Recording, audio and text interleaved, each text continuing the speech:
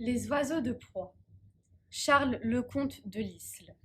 Je m'étais assis sur la cime antique et la Vierge Neige en face des dieux. Je voyais monter dans l'air pacifique la procession des morts glorieux. La terre exhalait le divin cantique que n'écoute plus le siècle oublié. Et la chaîne d'or du Zeus homérique, d'anneau en anneau, l'unissait aux cieux. Mais ô passion, noirs oiseaux de proie, vous avez troublé mon rêve et ma joie. Je tombe du ciel et n'en puis mourir. Vos ongles sanglants ont dans mes chairs vives enfoncé l'angoisse avec le désir. Et vous m'avez dit, il faut que tu vives.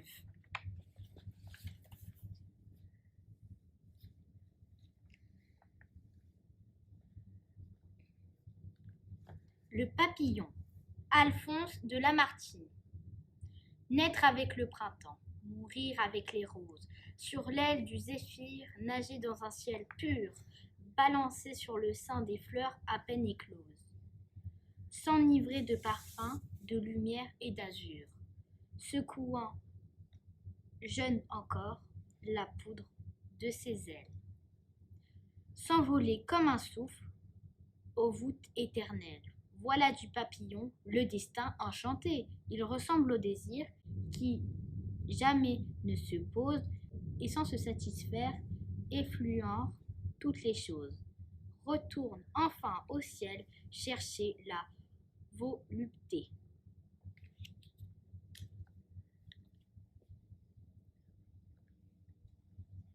Je ne veux qu'un rêve, Cécile Sauvage. Je ne veux qu'un rêve, à demi flottant, que mon âme brève passe en voltant, que la brune fine l'enveloppe aussi, qu'elle s'achemine sans autre souci que celui d'errer avec une brise sur l'arbre légère sur la terre grise.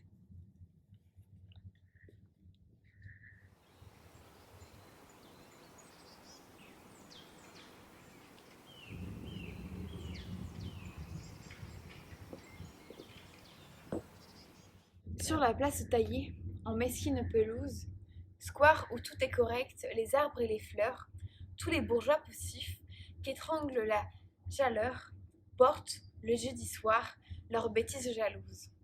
Un orchestre guerrier, au milieu du jardin, balance ses shakos dans la valse des fifres.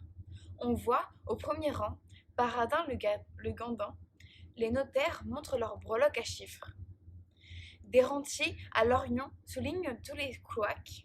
Les gros bureaux bouffis traînent leurs grosses dames, auprès desquelles vont, officieux cornacs, celles dont les volants ont des airs de réclame. Sur les bancs verts, des clubs d'épiciers retraités, qui tissonnent le sable avec leurs cannes à pommes, fort sérieusement discutent des traités. Puis, pris en argent, mieux que Monsieur Prudhomme, étalant sur un banc les rondeurs de ses reins, un bourgeois bien heureux et à bedaine flamande savoure, s'habillement en des rêves divins, la musique française et la pipe allemande. Au bord des gazons frais, ricanent les voyous, et rendus amoureux par le chant des trombones, très naïfs et fumant des roses et des pipous, caressent les bébés pour enjôler les bonnes. Moi, je suis débraillée comme un étudiant, sous les marronniers verts, les alertes fillettes. Elles le savent bien, et tournent en riant vers moi, leurs yeux tout pleins de choses indiscrètes. Je ne dis pas un mot. Je regarde toujours la chair de leur cou blanc brodé de mèches folles. Je suis sous le corsage et les frêles atours, le dos divin, après la courbe des épaules. Je cherche la bottine, et je vois jusqu'au bas. Je reconstruis les corps, brûlés de belle fièvre. Elles me trouvent drôle, et se parlent tout bas. Et je sens les baisers qui me viennent aux lèvres. Baudelaire.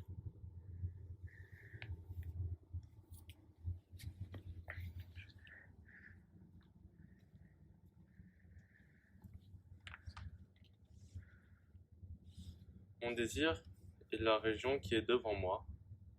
Derrière les lignes Bosch, mon désir est aussi derrière moi. Après la zone désarmée, mon désir, c'est la butte du Ménil. Mon désir est là sur quoi je tire. De mon désir qui est au-delà de la zone désarmée. Je n'en parle pas aujourd'hui, mais j'y pense. La butte du Ménil, je t'imagine en vain. Des fils de fer, des mitrailleuses, des ennemis trop sur deux, trop enfoncés sous terre, déjà enterrés. Cataclac, des coups qui meurent en s'éloignant. En y veillant tard dans la nuit, le Decoville qui tout saute, la tôle ondulée sous la pluie, et sous la pluie ma bourguignotte. Entends la terre véhémente, vois les lueurs avant d'entendre les coups, et tel obus sifflé dans la démence.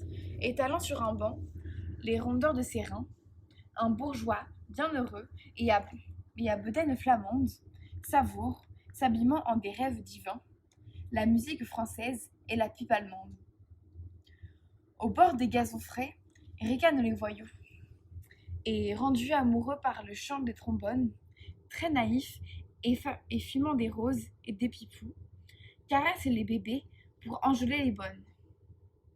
Moi, je suis débraillée comme un étudiant, sous les marronniers verts, les alertes fillettes. Elles le savent bien, et tournent en riant vers moi, leurs yeux tout pleins de choses indiscrètes. Je ne dis pas un mot. Je regarde toujours la chair de leur cou blanc brodé de mèches folles. Je suis sous le corsage et les frêles atours, le dos divin, après la courbe des épaules. Je cherche la bottine, et je vois jusqu'au bas. Je reconstruis les corps, brûlés de belle fièvre. Elles me trouvent drôle, et se parlent tout bas. Et je sens les baisers qui me viennent aux lèvres. Baudelaire.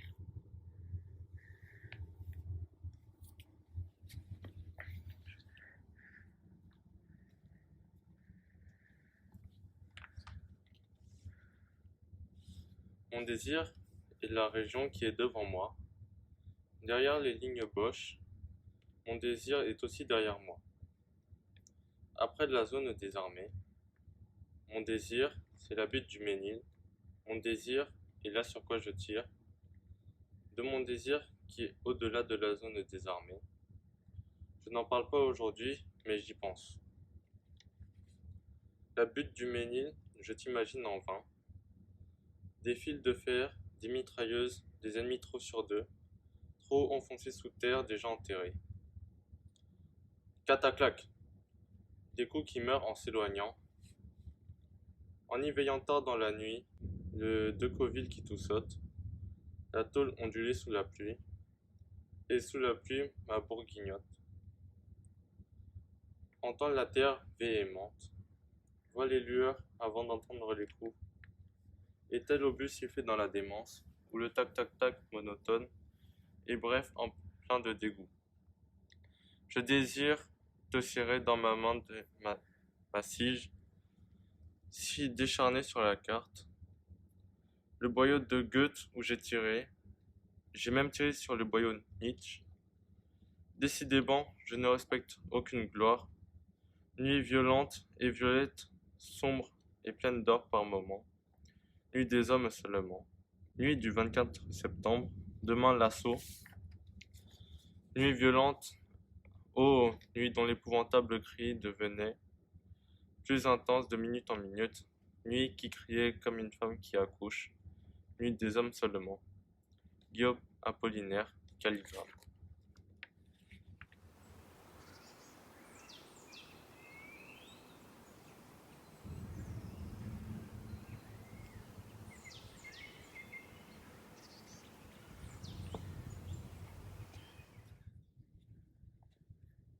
Le succès.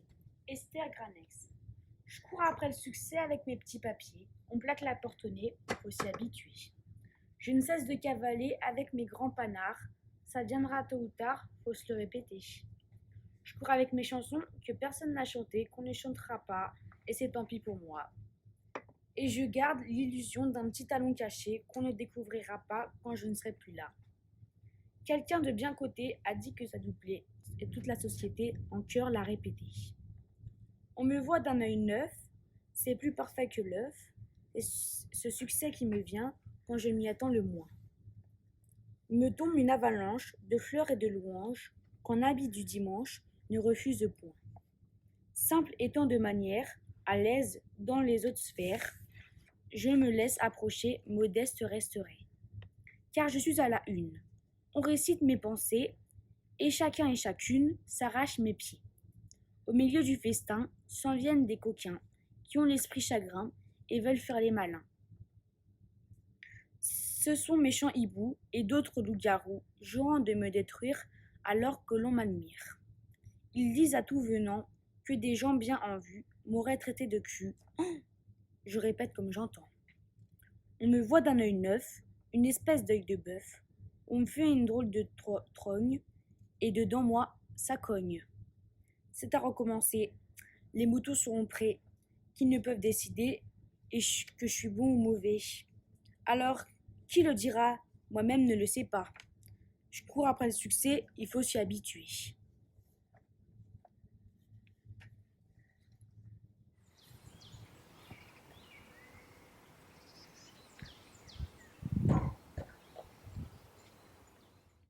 La grenouille qui se veut faire aussi grosse que le bœuf. Jean de La Fontaine. Une grenouille vit un bœuf, qui lui sembla de belle taille. Elle, qui n'était pas grosse en tout comme un œuf, envieuse, s'étend et s'enfle et se travaille pour égaler l'animal en grosseur, disant « Regardez bien, ma sœur. Est-ce assez? Dites-moi, n'y suis-je point encore? Nenni. M'y voici donc? Point du tout. M'y voilà? Vous n'en approchez point. » La chétive pécore s'enfla si bien qu'elle creva. Le monde est plein de gens qui ne sont pas plus sages. Tout bourgeois veut bâtir comme les grands seigneurs. Tout petit prince a des ambassadeurs. Tout marquis veut avoir des pages. Jean de La Fontaine.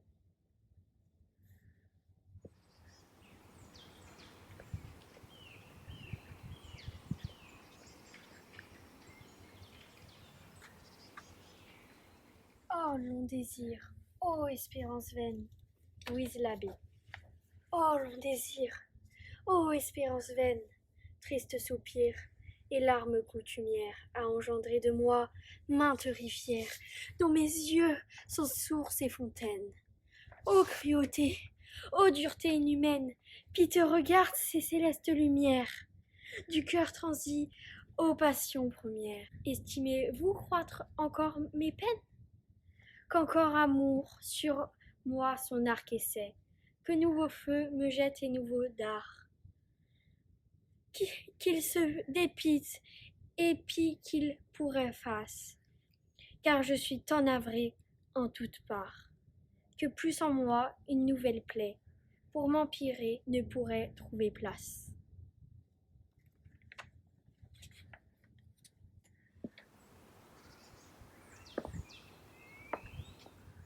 L'escale de Laetitia Sillon. Dans la coursive de l'immeuble, le phonographe résonne encore. L'horloge s'emballe à mesure que le temps avance. Mon cœur s'enflamme. Je l'attends.